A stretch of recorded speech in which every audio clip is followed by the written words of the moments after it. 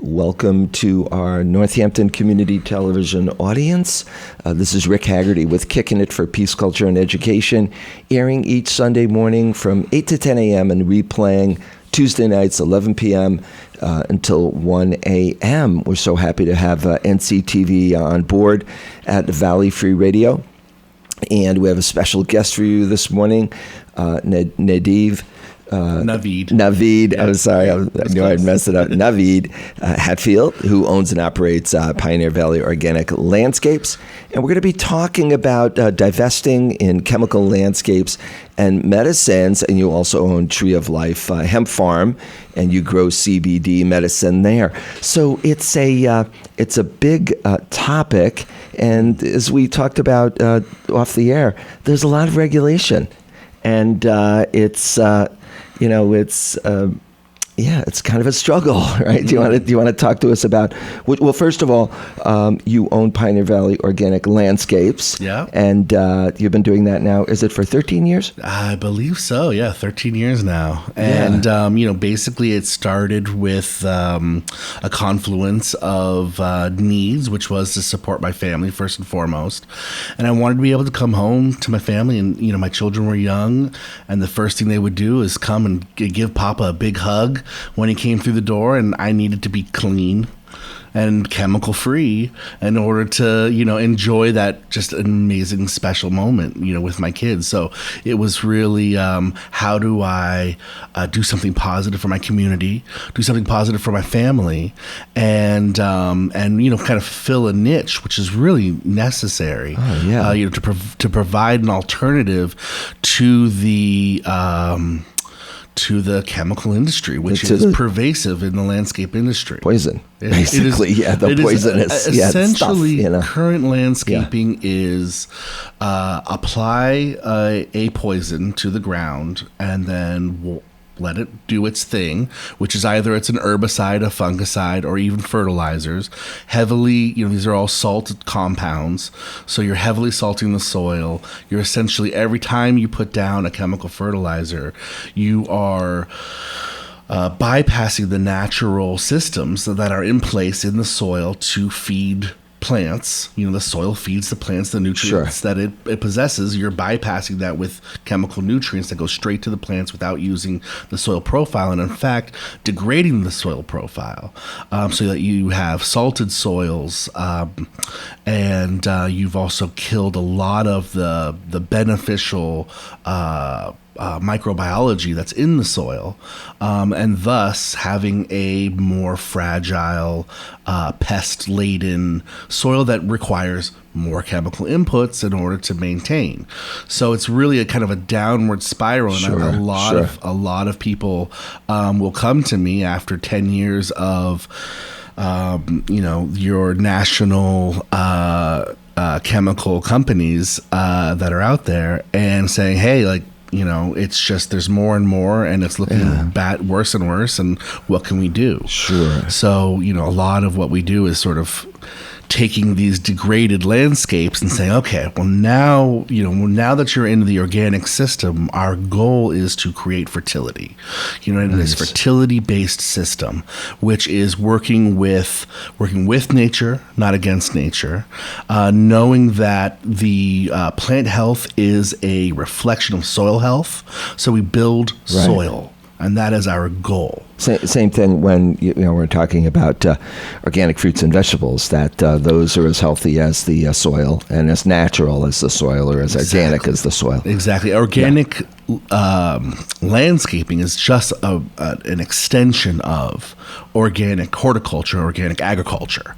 So, we are taking a lot of we use compost teas. We're doing, we're increasing soil biology, increasing diversity, always, even when it's something to the extent of lawn care, I'm always also looking for how can we reduce the amount of lawn that we have? How can we diversify the plantings that are around the lawn so that we're supporting pollinators, so that we are connecting your personal landscape with the greater ecosystem and the greater environment that's out there. I definitely have to get you over to my property because we have, Lizzie and I, my fiance and I, have a little 2-year-old boy, Joey, and we're just so protective of, our lawn. We wouldn't think of any like poisons or anything, but there are grubs and there are moles and there are ticks potential that we're always concerned about. So we want to make sure the lawn stays healthy and our shrubs and everything stay healthy while we don't poison anything. Right. So there's a lot to talk about now. So that's in itself is fantastic. But we're also looking at, and anything else you want to say about that, it's fine with me because I live there, I'm there. Matter of fact, I just put we had a death in the family. We planted a memorial tree and literally just, put the tree in the ground and watered it and, and just like, mulch and nothing, just that's it, let the sun shine and, and not too much water, and take care of it. I believe it was a blood good maple that you guys planted. Yeah. Is that it? Yeah. Did I say that? We're friends online, so I got a sneak peek behind the scenes. Yes. Terrific plant. It does not need a lot of food, so you really don't need to worry so much. And the mulch is the best thing you can do for a tree. Yeah, I got it right on there because I saw that. Best thing you can do for a tree. Yeah, so, just to keep that moisture in there, and we're really. And it also eliminates the competitiveness with the lawn. A lot of lawn. If a lawn goes right up to the base of a tree, it is really difficult for that tree. That tree is fighting for nutrients, fighting for water. The lawn will take a third to half of everything right off the top.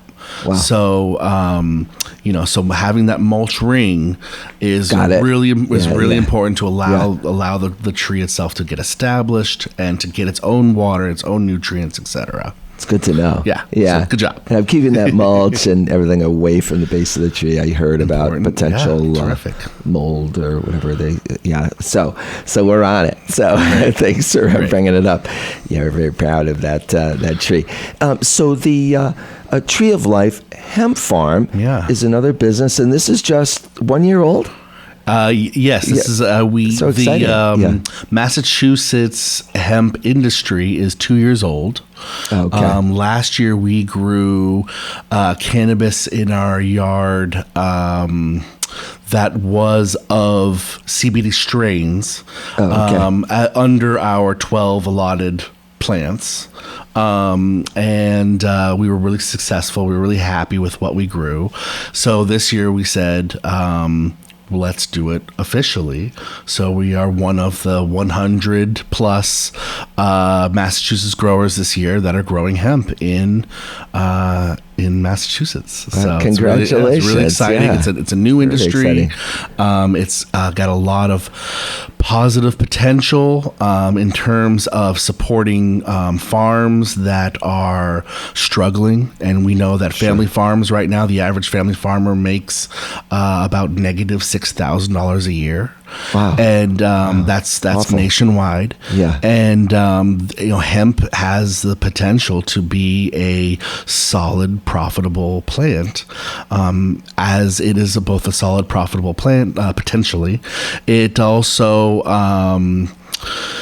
is incredibly favorable in terms of it is one of the highest carbon sequestering plants that we have. Really? Yeah, 40 awesome. Hectare plot of cannabis can sequester over 40,000 tons, I believe, of atmospheric carbon dioxide. So it's a lot. Yeah. It's a lot. There's a lot of biomass that comes with the hemp, and that's a lot of CO2 locked up in that. It can be used, so we use it for medicine, we use it for seed and for food and for oils, as well as it can be processed into ethanol, it can be processed into biodiesel, so it can actually be used as fuels as well. Awesome. The fiber can be used as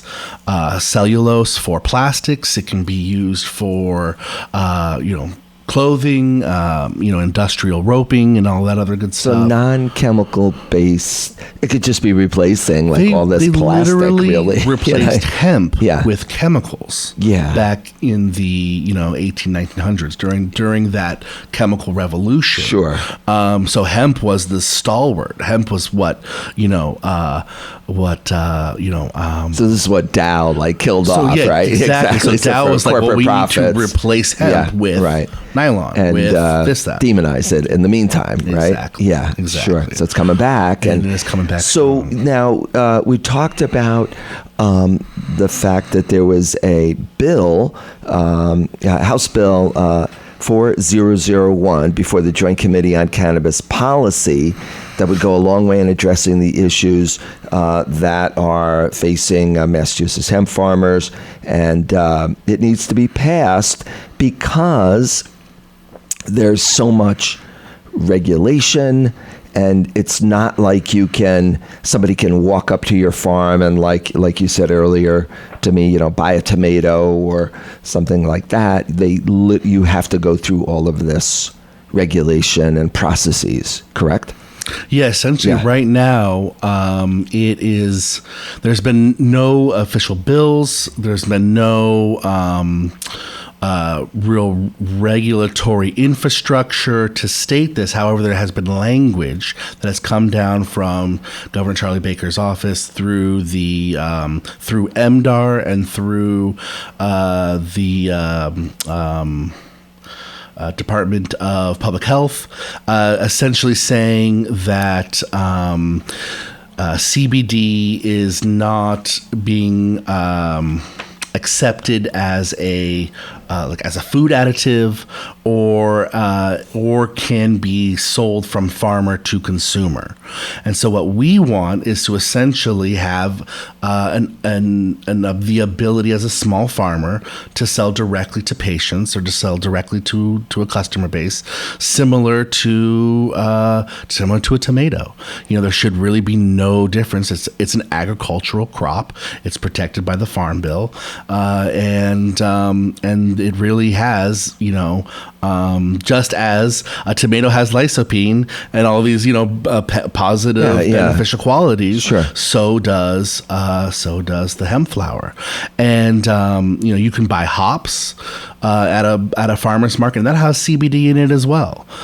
So this is really targeted at hemp, and the House Bill H4001 directly addresses those issues and puts the farmers' needs first. So I really do advocate for folks to check in and get involved with your legislatures and to urge a hearing for H4001. And you can go to northeastsustainablehemp.org. That's NOSHA, the Northeast Sustainable Hemp Association, and we are working to on a policy level to try to really get hemp, to take the shackles off of hemp and just allow it to be the wonderful plant that it is. Yeah, when I think about, I've got a coat that I've had for years. I mean, I think I gave it to my older son, and then it went to my younger son, and now it's back to me. I just put a new zipper on, and it's a hemp. It's like a really expensive, the zipper failed before the hemp did. Yeah, the coziest hemp-based jacket. That is just like, I love it. Yeah. And I'm not letting it go. They're like, oh, do you want us to repair the shredding on the sleeves? I'm like, no, just leave it the way it is. It's perfect. It's just fantastic. But, and by the way, I want to just remind folks, we're speaking with Navid. Perfect. Yeah, okay. Navid Hatfield, who owns and operates Pioneer Valley Organic Landscaping. He has Eco Landscaping and Organic Lawn Care, as well as Trees of Life Hemp Farm. And they grow CBD medicine. And this also is WXOJ 103.3 FM Northampton, Valley Free Radio. We're streaming online at valleyfreeradio.org, and we're thrilled to have Northampton Community Television on board for this particular interview. So there's so much to be done. Now, I see that people can also testify at a hearing. That is contact nosha@gmail.com. That would be really cool. Just get in there and say, hey, I want to have at this. I mean, this is, it's kind of ridiculous, that you guys have to advocate for this. I mean, it's, it's part the of silliest what's ridiculous thing right now is you can go to a dispensary and get a THC nugget, but you can't get a CBD nugget. At your like local coffee shop or what have you, because right now CBD is being vilified for no real reason. So and you said it was hemp, that non-THC based, just hemp, right, is 0.3%, which is, if I got this right, 0.003, like negligible at best, THC. Yeah. So it's like inactive, basically. And it's in terms of psychoactive properties. There's like nothing there. There's nothing there. Yeah. But you use it. You have all these medicinal uses. Like, for instance, I know I had a pain issue, and I stopped by the chemist, and I said, what have you got? And he gave me a CBD oil, and I had some other creams and everything else. I was like, let's see if this works. And so, I gave it a try, and I'm happy to have it. And it's got medicinal uses, the oil itself. Yeah. And then what are the other typical uses? Like, what would So CBD, THC, these are cannabinoids, and they work on the endocannabinoid system, which is a series of receptors that we have in our brain, in our liver, in our kidneys, in our endocrine system. Throughout the body. Throughout the body. Yeah. It's actually in our bones and our bone marrow. So, so what it is it's a regulatory system that regulates all these other systems, ties them together. It's one of its main benefits is anti-inflammation, anti-anxiety. It can be used for pets. It can be used for humans. If you have an endocannabinoid system, which means all vertebrates from 500 million years ago, that's when it was developed, you can receive the beneficial effects of CBD. And it's, but yeah, typically it's, on the surface right now, we're talking about, inflammation, people with arthritis, and then, anxiety. So, sort of that sort of psycho aspect of it as well. But, there's also, epilepsy. It's a really been found to be an incredibly effective anti-epilepsy drug. So, the more that we're sort of peeling the layers back, the more we're finding out how effective it is. Keep in mind our exploration of this plant has been hampered by the prohibition of the plant. And so now that the prohibition is kind of peeling away, we're really sort of seeing how powerful this drug can be. And, what's also really incredible is sort of how gentle it is, whereas there's these massive side effects to a lot of the prescription drugs that we use. Oh my God. And, and they say, pick your poison. I mean, I think that's kind of the, their catchphrase. You're joking, I mean, come on, who needs that? Same thing with lawn care and pet health and child health. It's what you're ingesting. We don't need, that heavy duty, club that that damages our system while it's supposed to be treating something at the same time. And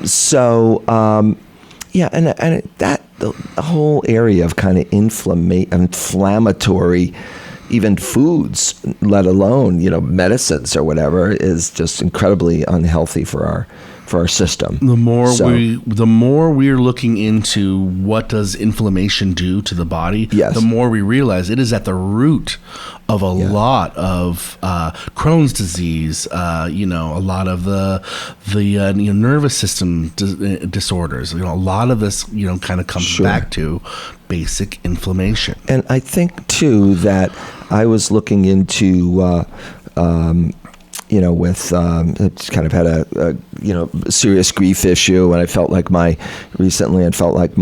immune system was a little compromised. I started steering myself away from inflammatory foods. I mean, things that I had just eaten a lot of, and I started peeling back to, foods that were less inflammatory. So we can also pay attention to our diets as well. Oh, definitely. Yeah. So, folks, if you just tuned in, we're speaking with Navid Hatfield. He owns and operates Pioneer Valley Organic Landscapes and provides eco landscaping and organic lawn care. He also owns Tree of Life Hemp Farm.